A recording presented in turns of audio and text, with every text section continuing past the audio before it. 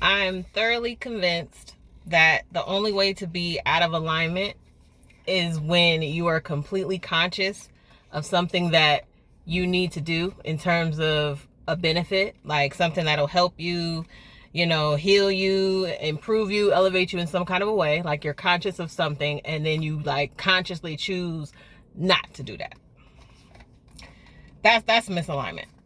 You know what I'm saying? Like everything else is just a lack of, not lack, but like a limited perception or a blockage of feelings or something, or a rejection, or denial of feelings, right? Because as a spiritualist, I'm a believer that I'm a believer of divine plan, right? Divine order, divine plan. All right, I'm trying to get this lotion out. I just left the sauna. Sidebar, like Ludacris was ludicrous for saying like doing it in the sauna. Like that's crazy. Like I just left the sauna, like also at the gym, what? No. What? The sauna, jacuzzi, in the back row at the movie. Like the sauna? No, not in there. But like alignment, right? Back to alignment. Like not doing something that you should do. You know what I'm saying? Because everything's in divine order, right? Everything's in divine order. Otherwise, spiritually, God's plan, everything's been written. All of these like nice quotes and phrases that we use to describe this existence in this life, right? It's like everything is divine order. Everything is divine plan. Everything's God plan. Some things are out of our control. But okay, fine. All right. So then I'm never out of alignment.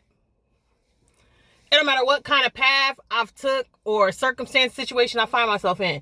That's supposed to be it, right? I believe that. And the only misalignment is when you are consciously not making better decisions for yourself. Like going to the sauna, jacuzzi. I'm just kidding. But like anything like that. You know what I'm saying? Because it's coming up to your conscious mind. Your intuition is telling you that you need to do something better, or that you need to improve or make changes or let something go. Other people around you are telling you that that's what you need to do. And you're like, I don't think I need to do that. I don't think so. It's that. That's what misalignment is. Having a tough time in life, or struggling, or, not being sure, being confused. That's not misalignment. We are living a human experience, right? This is a human experience. We are not conscious of everything. So I don't care. There's always something else. We're not out here alone. Okay. I was about to misspeak. I was going to say, I don't care what nobody say about using the power of your mind, because yes, the power of your mind is everything. Yes. But this is a spiritual world, and it is not just us out here. So for the things that we are not sure about, which there are things we are not sure about. There are things we can't predict. There are things that we can't control. Right? And for those things, we know we got to give it up to something outside of ourselves and beyond ourselves. So when we're unconscious, right? When we're not sure of what kind of decisions to make, or we're not sure of which way to go or whatever like that, that's not misalignment. So just think, my perfect example for this is like being in a relationship, like getting out of being in a relationship and getting out of a relationship, realizing that it's like unhealthy, or it's just you're not equally yoked, you're unfulfilled, it's abusive. Right? Once you get out of that relationship, you go through your reflection process, and you're like, you might tell yourself, damn, I wasn't aligned when I was doing that. Yes, you were. Because you needed to learn the lessons. You needed to see something. You needed to observe, right? Everything that we experience are like experimentations. Like we experiment with life. And sometimes with experiments, you think science, them shits go wrong. Excuse my language. Something blow up, something break.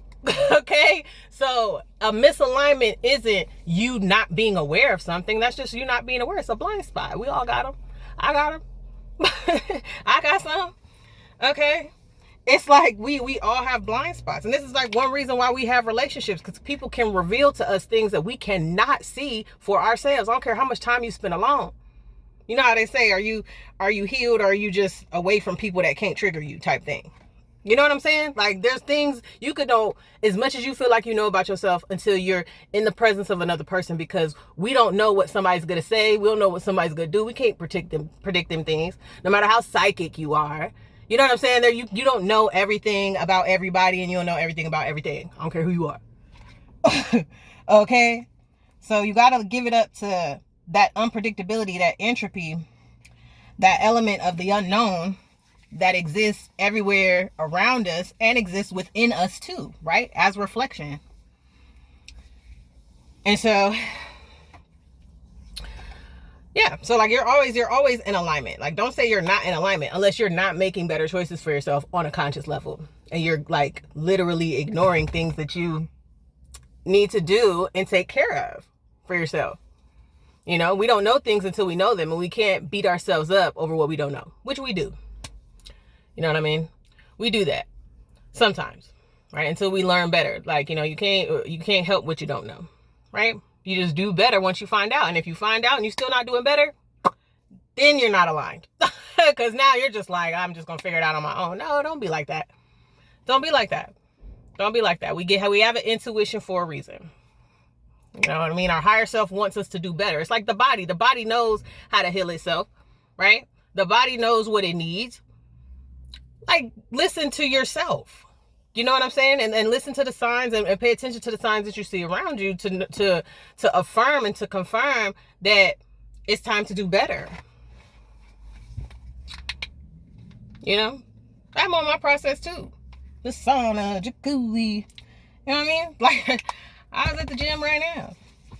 You know, like that's another thing I wanted to talk about, like alignment in terms of like your chakras. Like people, I got to get my chakras aligned. Do you even know what you're saying? Like, I'm not trying to sound like mean, but it's like I had to ask myself that same thing. Like when I say my chakras aligned, what am I saying? What am I saying? First of all, like let's break this down because I like talking about chakras. Chakras are levels of consciousness, right? Levels of consciousness, and consciousness is another word for awareness. Right? So what you're aware of. So just thinking about your basic 7 chakras, what are you aware of about who you are, your root chakra, and what you are? What are you aware of based on your feelings, your sacral chakra? What are you aware of based on what you can do, what you will do, what you can do, solar plexus chakra? What do you understand and what are you aware of when it comes to your love, your heart chakra? What do you understand and what are you aware of when it comes to your speaking ability and your listening ability, throat chakra? What are you aware of when it comes to observation of things that are not tangible or in the physical, third eye chakra? What are you aware of and what do you understand about what you know, your crown, like knowing without a doubt type stuff? How aware of you are you of those things on a consistent basis? Aligned. You know what I'm saying? Like that's what being aligned is. How aware are you of you at all these different levels and areas of self? The sauna, you know, jacuzzi. No, like, what are you aware of yourself? You know what I'm saying? If you're in alignment, like the chakras, right? Like those are they're developmental stages in our chakras, right? This is researchable information. There are developmental stages in the chakras. And so long as we're living and having a human experience, we are developing through our chakras, right? When we're born, they're not aligned. Okay? They're there. How I see the chakras, and this might sound crazy to some people, is like the Akashic Records. If you switch around the letters of chakras, you get Akasha in some kind of a way, right? Write it out. And so Akasha is the records. It is the memories. It is the storehouse of, you know, our personal information and collective too. But you think chakras, that is our personal collective memory banks, right? Of consciousness, of awareness throughout time. So it's like when we're triggered, and when we're triggered emotionally, right? So chakras have a lot to do with our emotions, right? They have a lot to do with our physical body because they emanate from our spine, which we talk about alignment, getting alignment. This is why yoga is yoga, right? Get in alignment, fix your posture so that, you know, you have a smooth flow of energy moving through your body, right? That's very practical. Like chakras isn't mysticism. That's practicality. So it's like our emotions are a part of that too, right? So when we're triggered emotionally, right, we have memories that come up. Like memories and emotions go hand in hand. When we think of a certain memory, emotions come up, right? When we're triggered, that means in a negative way. When we're triggered in a negative way, that means there's some type of blockage or denial in that area, right? And so we work on that. We work on realigning our highest self, right? Our highest knowing better, doing better, all of that stuff, into that area. So the thing I was thinking about earlier, right? I was thinking about like the heart chakra and, you know, like reacting, being reactionary in relationships. Because I know this is very relatable, right? Like betrayal in relationship. If, say, in your heart chakra, right, at a developmental stage, like heart chakra development is the 20s, age 21 to 28, if I'm not mistaken. So like when we're really getting to understand love for self, love for people, or when it's suspected, I should say, this is theory. This is, if you look at, is it Erik Erikson's stages of development, and then you correlate that to chakras, like you'll see what I'm talking about. But it's like 21 to 28, we're coming to understand ourselves as an individual, right? Coming through the solar plexus, which is your soul identity, but that loving aspect and that connective aspect with ourselves and with others around us. If you've experienced betrayal during that time, and the way that you used to react and respond to betrayal, you know what I mean, was in a way where you need to get revenge, or in a way where you want to be destructive or something like that. And as you've aged into your 30s, into your 40s, into your 50s, and you're still acting like that, it's because that's not healed. You see what I'm saying? So there's a misalignment in your developmental process because we haven't addressed a behavior that is, say, immature, right? And that has to do with the the sacral chakra too, because that deals with our feelings, right? That's the I feel area. And then your sexuality, root chakra, and all of that too. So it's like, if there's immaturities or memories that are still running at a, say, low vibrational energy, or a lower emotional energy, you know what I'm saying? Like if there's still anger and pain and regret and sadness and resentment and shame in those areas, and you continue to develop and age like into adulthood, but you haven't addressed that, you're basically acting the same way you acted when you were a child. And people can cover this and have covered this through psychology and a psychological level, but I'm speaking on an energetic level, because, you know, when you work on your body in the sauna, okay, when you're working on your body, you're working directly with your internal energies. You know what I'm saying? Because our chakras is what gives us this life experience. Like I said, it's memory, right? They're memories.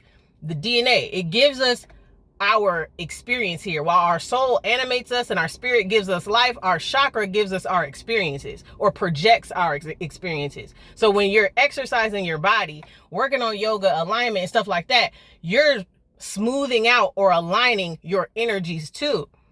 And then you do emotional work, shadow work with that too. You're doing everything at once. Ashe. To Kemetic science and to all the sciences. You know what I mean? I studied a lot of Kemetic yoga, so yeah. But it's like you're aligning everything at that point. Like, so you're not just when you work on chakras, I would recommend working on your body too. Work on your emotions too at the same time. Work on everything at once if you can, to get in alignment. You're not just doing one thing to get in alignment. You know what I'm saying? Being conscious of, you know, your levels and layers of self helps. You know, we're not just physical bodies. We're spiritual beings, right? We're emotional beings. That's part of your astral body is part of your emotional beings, because, you know, your astral body is like when we're dreaming, right? And you know, when you dream, you can still feel. You still have all your senses when you're dreaming. So that's your astral body, is your emotional body. So if you do dream work, you know, you decode your dreams and stuff like that, that's part of being in alignment too, because you're working on your emotional responses. That's why they say it's important to pay attention to how you feel in your dreams. Not just what happened in the dream, but how you felt, because that's real. That's real. You know what I'm saying? It's real abstract in the dream world, but your feelings are not abstract. You're not. They're telling you something. And I feel just like our bodies cue us when we need things, when we're thirsty, when we're hungry, when we're feeling an ache and a pain, our dreams tell us emotionally where we're at and what needs to be addressed. And, you know, sometimes our dreams are positive and we feel positive things. So I'm not here to just say everything got to be negative, but it gives us detailed information because it comes from our subconscious, right? It comes from our subconscious, and our subconscious gives us all the goods, all the tea, all the info, all the hidden info, right? All that unknown info. Like I was saying about alignment, like there are things we don't know. But our body lets us know, our mind lets us know, our emotions let us know what needs to be known in these subtle and sometimes not so subtle ways. It's not so subtle when something needs to be told to you. And that's how you know when it shows up in your physical reality, it needs to be dealt with or addressed or at least acknowledged, right? So that's my talk. If you feel like you're out of alignment, you know, consult your feelings, I would say. Like, consult what you feel. What do you avoid most when it comes to feeling? What do you avoid most when it comes to improving and doing better in your life? And why do you avoid it? You know, it's likely a spiritual affliction. It's probably something on you. I rebuke it. Okay, it's probably some spirit on you, because if something's telling you to do better and you're refusing to do it, what do you think that is? What do you think that is? Some say go to the gym and you're like, I don't think I need to do that. You better get in the sauna, jacuzzi, in the back row at the movies.